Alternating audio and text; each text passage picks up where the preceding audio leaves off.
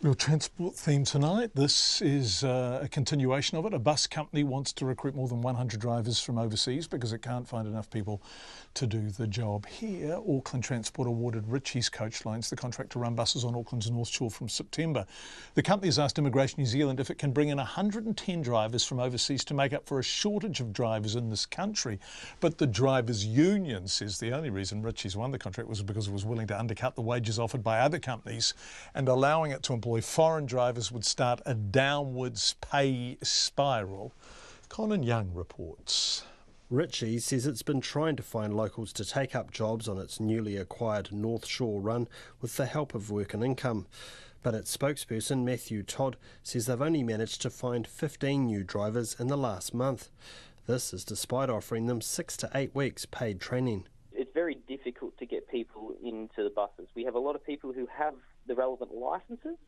We get tripped up a lot when it comes to criminal history checks. It's unfortunate to say, but passing drug tests as well. Some of the people that come in, driving a bus is you need to be a fit and proper person. Matthew Todd says Ritchies will continue trying to recruit locally, but only has until late June before it will need to look overseas for drivers, including Fiji, Samoa and the Philippines. He admits the $20.20 an hour it pays drivers would be difficult to get by on in Auckland, but says this is the budget they have to work with. Let's face it, there's any job in the world, if you pay enough, you'll get people to do it, but when does it become, those costs will have to be passed on. Matthew Todd says they are limited by the amount that Auckland Transport is willing to pay for Ritchies to provide public transport on the North Shore.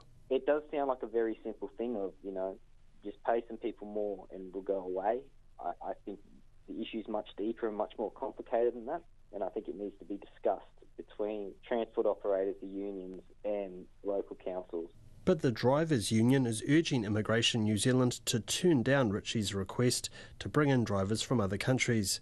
Graham McKean from First Union says there's no driver shortage and the move is more about driving down wages. The problem with Ritchies is that they pay over $1 an hour less than the industry, so their retention rates are minimal.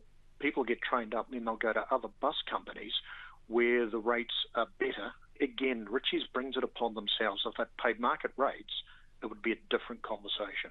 Graham McKean says Ritchies won the North Shore contract by undercutting its competitors with a low-ball tender made possible by its willingness to pay low wages.